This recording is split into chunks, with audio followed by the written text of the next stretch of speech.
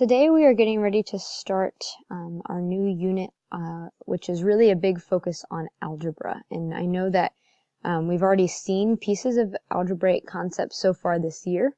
We'll be looking at variables and finding unknowns in certain scenarios.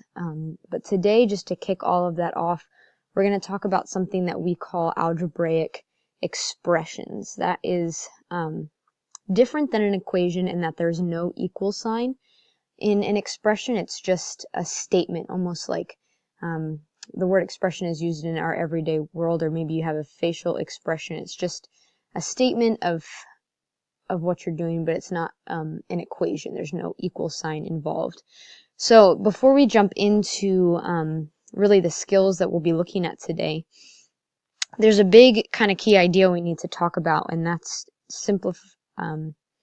the difference between what simplifying an expression means and what evaluating an expression means. And we'll be doing both of those in this unit, but there is a really big difference. When you are asked or looking at something that's telling you to simplify an expression, simplify is a word that you've probably used before in your everyday language, and it just means to make simpler, honestly.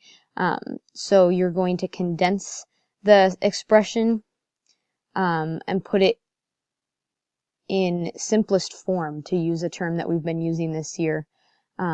You're condensing or combining terms, and we're going to look in more detail to what exactly that means. But you're not, and you don't actually know the unknowns when you are simplifying an expression. You're just trying to condense the expression, which means that you're making it smaller, while continuing to keep the value the same. Evaluating an expression means that you're solving it, and that looks different than solving an equation because there's no equal sign involved, but it means that you know what the variable equals, you know what the unknowns are, and you plug them in to determine and evaluate what that expression equals. You know what the variables mean, and you evaluate what the expression equals.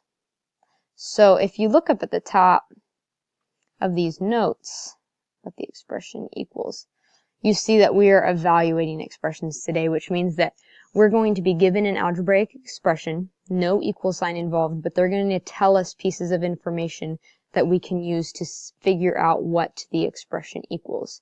So those are the directions that we see here, and I'm going to walk through a couple of these examples. It says to evaluate the following expressions. So looking here at example number 1, this is an expression because there is no equal sign right here, and what I'm highlighting, that's the algebraic expression. 8x plus 2, and then in parentheses x minus 6. And whenever you have to evaluate an expression, this is one of the most important pieces of information. They're telling you what the unknown means, and so your only job is to plug this -5 in any time you see an x. So it's kind of like a matching game. You're plugging things in, and then what's really important, and we spent some time on this earlier, is that we remember our order of operations, and PEMDAS is our acronym that we use to remember that. And again, we talked about multiplying and dividing happens in any order, and same with addition and subtraction. You're just working from left to right when you get to those. So really, we're going to have to pull on those skills, and I'm going to be honest, evaluating expressions is not a difficult thing as long as we stay organized. Organization is one of the biggest things that I'm going to stress in this beginning unit, and that's really going to carry you through algebra in high school and through any higher level math. The really big important thing here is that you are organized in writing your numbers and making your calculations. So I'm going to ask every time that we see an expression that the first thing you always do is just rewrite the expression underneath it, but instead of x, we're going to put in whatever they tell us. So you'll see right below here, I'm going to put in 8, and then the original expression has an x, but we're going to replace that with our -5. I'm using parentheses here just to keep that negative sign in there, but also parentheses like this when they're right next to each other is a way to show multiplication, which is what the 8 and the x right next to each other means. So continuing the expression, we're adding 2, and then in those parentheses we see another x, which we're going to write our -5, but everything else stays the same, -6. And you see I wrote this all in one straight line right underneath my expression. Again, I'm going to really express my concern and just importance of this neatness and organization here. So with PEMDAS, we know that parentheses has to come first.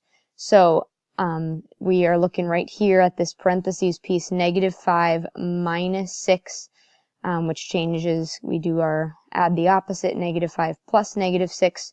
So I know that that equals -11. And then I'm going to just transfer everything else straight down.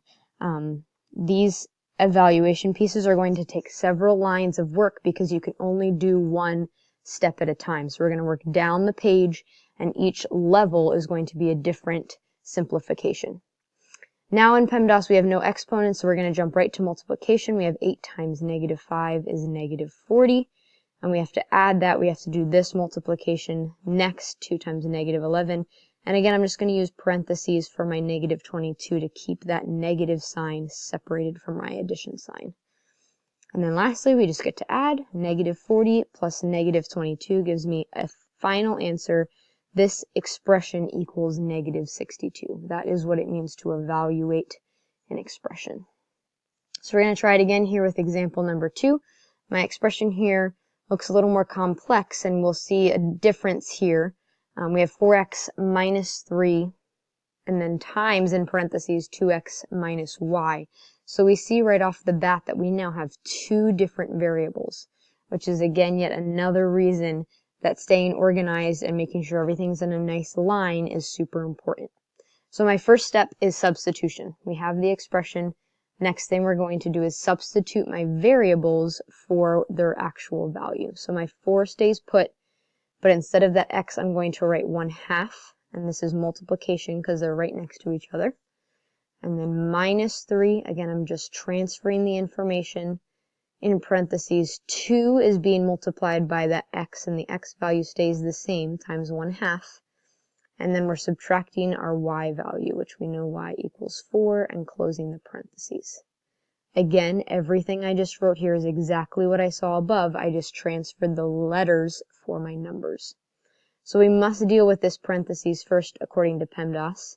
So 2 times 1/2 is really just, we can say this, 1/2 of 2, and half of 2 is 1. So we have 1 minus 4, which gives me a value of -3. So this parentheses can be simplified to -3, and then everything else I'm just going to bring straight down my page. -3 times that -3. And now again, it's very important that we do our next step of PEMDAS, which in this case is multiplication. We're going to do our multiplying here. 4 times 1/2 is 2, or 1/2 of, to use that word again, 4 is 2. And then we're going to bring that minus sign down. 3 times -3 is -9. So again, just showing that again here in parentheses, that simplification. And then we have 2 minus -9, which when we add the opposite, we get an answer of +11 for this evaluation. So jumping down, I'm going to do a couple more with you before I ask you to do them on your own. Again, just so that you can continue to see my organization of solving these problems. So we're looking here at example number 3. The expression is 9 times, in parentheses, 4x minus 15, and they're telling us that x equals 3. So my first step again is substitution. Rewrite this expression, but instead of my x, I want to put the 3. So 9 times 4, and then I'm just always use parentheses. You could even just write it like this, 4 times 3 minus 15, and just know that multiplication has to come first. So then we did our substitution, and now we get to go through the order of PEMDAS to solve. We know that 4 times 3 is 12, and really I'm going to use a whole nother line here to simplify this 12 minus 15 in here. 12 minus 15, I keep my 9 here, but 12 minus 15 gives me -3. And again, because this 9 is right next to my parentheses, that means we're multiplying. 9 times 3 is 27, but because the signs are different, it's going to be a negative 27. So I'm hoping you're getting the gist. I'm hoping you're seeing just my organization working down my page, one line after the other. This is how I'm going to expect to see your work. Nothing just straight across. You're going to work in lines. So as we look here at example number 4, we have this kind of crazy long expression here that I'm highlighting. We have two variables again, x equals -2 and y equals 6. I'm going to see if you can pause the video here and see if you can do the substitution part without me. So I'll do it here in a minute, but pause me, substitute your x and y values in, and we'll see if we match. So hopefully you went in and you kept your 8 times y, which is really a 6, plus your 4 times x, which is really a -2, minus, and then in big parentheses, 2 times x, which we're replacing with a -2, plus 3. This is a long one, and this is how big algebraic expressions go, and so this, again, it's important to keep everything organized, make sure you know the symbols, whether they're positive or negative, as you move down the page. So we're going to start over with this section. We know that 2 times -2 is -4, and then we add 3 to that. -4 plus 3 gives us this whole expression inside equals -1. And again, I just use parentheses just to group my negative numbers together. Then we can just transfer everything else down. We did the parentheses, which is the first step. Everything else kind of stays the same. I just bring it straight down my page. Multiplication would happen next. So I'm looking here, 8 times 6 gives me 48. Then I'm going to add that to whatever I get when I take 4 times -2, which is -8. Again, I'm just using parentheses for grouping my negative numbers, and then just keep my -1. And now, because all I have left is addition and subtraction, I can just move straight across my page. 48 plus -8 is going to give me 40. And then I'm just going to put my minus -1. For my final substitution, I'm running out of room here. 40 minus a -1, adding the opposite, gives me a final answer of 41. So, I'm going to see if you can do these next two. If you want to pause, try the next two, and then check in with me here in a minute. See if you can muster up what I do as well. So pause, work through numbers 5 and 6, and then reconvene, and I'll have the answers here for you to look at. So you see my work here for question number 5. I plugged in my x equals -9 and y equals 2.5 for my expression.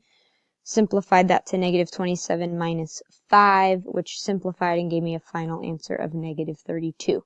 If that's what you got, go ahead and move on to question number 6. If not, please go back now and figure out where your mistake is. But if not, pause now, work on number 6, and then reconvene to see if we got matching answers. So for number 6, I got my evaluation after I plugged in x equals 6, where there were 2 x's in the expression. I got a final answer of 50. And again, you can see my work laid out there line by line, showing you my step-by-step process. If you didn't get 50, please go back and look at your work, see maybe where your mistake was. Otherwise, it's time for you to try this on your own. And you see down here at the very bottom a You Try It section. There's 2 problems, number 1 and number 2. I want you to give those 2 evaluations a try, again showing me each line of your work, and then come in and check with me before I will give you your homework assignment on your way out the door. So complete numbers 1 and 2, come check with me, and we'll move on with your homework assignment.